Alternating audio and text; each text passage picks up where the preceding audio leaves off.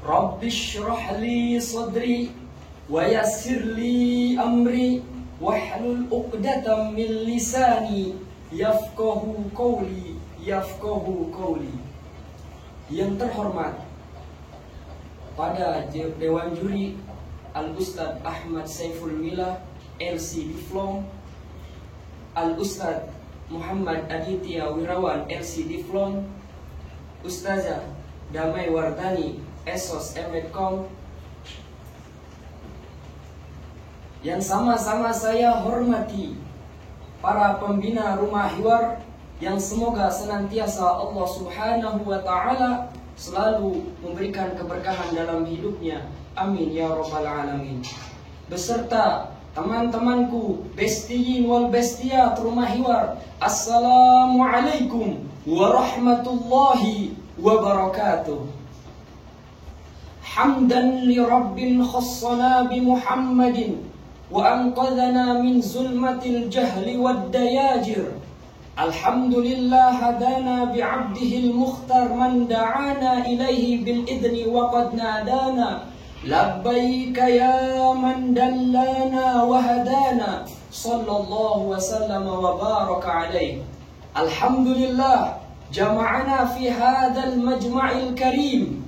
Alhamdulillah jama'ana fi hadhil munasabatil 'azimah. Jama'ana Allahu wa iyyakum bi aqwal irtibatuna bi nabiyyina Muhammadin sallallahu wasallam an kiramin ila akramil kiram sallallahu wasallam wa baraka alaih. Ashhadu an la ilaha illallah wa ashhadu anna Muhammadan abduhu wa rasuluh. Allahumma salli wa sallim ala sayyidina Muhammadin صاحب التاج والمعراج والبراق والعلم ودافئ البلاء والوباء والمرض والألم. جسمه طاهر مطهر معظم من اسمه مكتوب مرفوع موضوع على اللوح والقلم.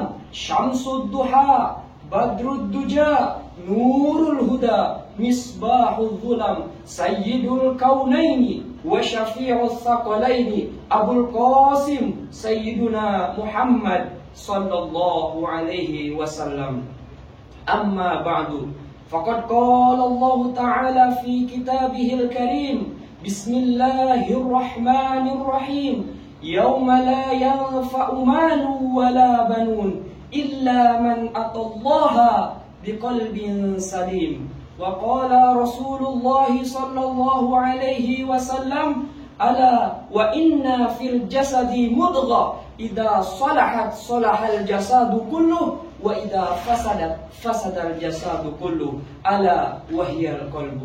Limpahan puji kehadirat Allah Subhanahu wa Ta'ala yang memiliki keluhuran yang maha luhur, yang telah membagikan rahmatnya setiap zaman dan waktu, dibagikan kepada hamba-hambanya yang taat dan yang tidak taat, diberikan kepada hambanya yang baik dan yang tidak baik, namun diberikan lebih kepada hambanya yang taat dan yang meminta. Wabil khusus kepada tuntunan sepanjang zaman Sayyiduna Muhammad sallallahu alaihi wasallam, yang cahaya rahmat Allah berpijar di wajahnya, yang cahaya rahmat Allah berpijar di kalbunya, yang cahaya rahmat Allah berpijar di akhlaknya, yang cahaya rahmat Allah berpijar di tuntunannya sallallahu wasallam wa baraka alaihi. 14 abad setelah wafatnya sang Nabi, namun puji rahmat ilahi terus berkibar selalu di muka bumi ini. Barang siapa yang mengikutinya akan selamat ketika dunia ini hancur. Baiklah, berdirinya saya di sini bukan hanya untuk memamerkan jenggot saya yang panjang ini dan brewok, bukan hanya ingin memamerkan wajah saya yang manis ini, tetapi berdirinya saya di sini ingin memaparkan beberapa hal, yaitu berupa amalan hati, amalan lisan, dan amalan badan. Hadirin wal hadirat sekalian, tidak ada kerusakan di muka bumi ini kecuali diawali dengan kerusakan hati. Penyakit hati ini merupakan penyakit yang paling besar. Sebagaimana rahimnya seorang ibu, kandungannya ibu. Kalau rahim dan kandungan ibu itu baik, maka akan melahirkan baik yang baik. Begitupun hati yang bersih, hati yang baik akan melahirkan amalan lisan yang baik, akan melahirkan amalan badan yang baik.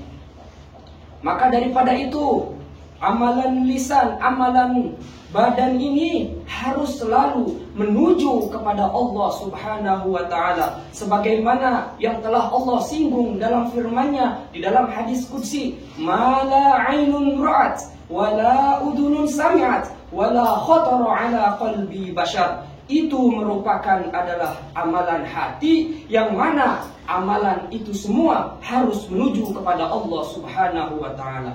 Hadirin, yang pertama adalah amalan qalbu atau amalan hati. Allah Subhanahu wa ta'ala telah berfirman di dalam Al-Quran, "Wa man yuqa syuha nafsihi faulaika humul muflihun." Barang siapa yang terpelihara dari kejahatan dirinya, maka dialah orang yang selamat. Maka daripada itu, Allah tidak melihat daripada rupa kita ini, Allah tidak melihat daripada pakaian kita yang bagus, tetapi Allah melihat daripada qalbu kita ini, hati kita ini. Sebagaimana kita membersihkan pakaian agar indah dipandang oleh orang lain, maka bersihkan pula hati kita agar indah dipandang oleh Allah. Sebagaimana Rasulullah Shallallahu Alaihi Wasallam bersabda, "Innallaha la yanzuru ila ajsamikum, wala yanzuru ila suwarikum, walakinnallaha yanzuru ila qulubikum." Sesungguhnya Allah tidak melihat kepada pakaianmu, Allah tidak melihat kepada bentuk badanmu, Allah tidak melihat kepada rupamu, tetapi Allah melihat kepada hatimu. Maka bersihkanlah hati kita ini dari penyakit-penyakit seperti al-kibru, sombong, ujub, maka akan melahirkan amalan lisan yang baik, maka akan melahirkan amalan badan yang baik. Yang kedua adalah amalan lisan.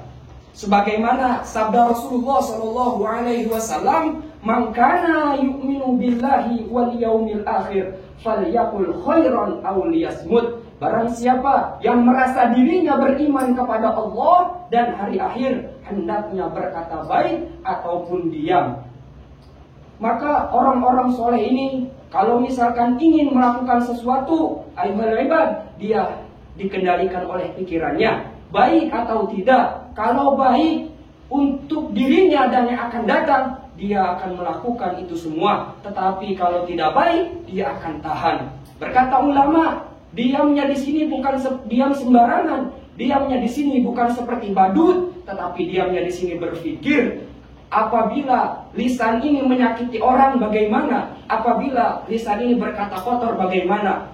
Maka daripada itu, dalam sebuah ungkapan Arab telah dikatakan, "Salamatul insan fi hifdzil lisan." Selamatnya seseorang karena dia menjaga lidahnya. Setelah bersih amalan hati, kemudian muncul amalan lisan yang bersih, maka muncul pula amalan badan yang bersih.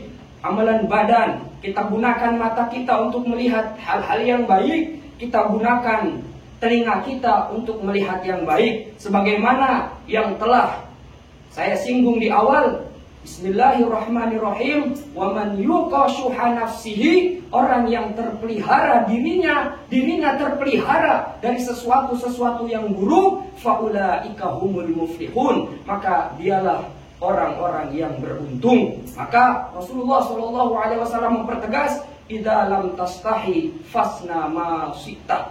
Kalau kamu tidak malu, maka perbuatlah apa yang kamu mau. Itulah apabila amalan hati kita bersih, maka akan melahirkan amalan lisan yang bersih, akan melahirkan amalan badan yang bersih. Baru kita disebut dengan khairu ummatin ukhrijat linnas ta'muruna bil ma'ruf wa tanhauna 'anil munkar. Hadirin wal hadirat, semua yang kita lakukan, baik amalan hati, baik amalan lisan, baik amalan badan, akan dimintai pertanggungjawaban di hadapan Allah. Sebagaimana firman Allah Subhanahu wa taala, Bismillahirrahmanirrahim, Al-yawma nakhtimu ala afwahihim wa tukallimuna aydihim wa tashhadu arjuluhum bima kanu yaksibun. Suatu hari nanti mulut mereka, mulut kita nih ditutup oleh Allah. Berkata tangan kita dan kaki akan menjadi saksi atas apa yang telah kita lakukan. Maka daripada itu, peliharalah amalan hati ini agar melahirkan amalan lisan, agar melahirkan amalan badan yang baik di mata Allah, walaupun tidak baik di mata manusia. Begitu saja yang bisa saya sampaikan. Kurang dan lebihnya saya mohon maaf. Billahi taufiq wal hidayah. Wassalamualaikum warahmatullahi wabarakatuh.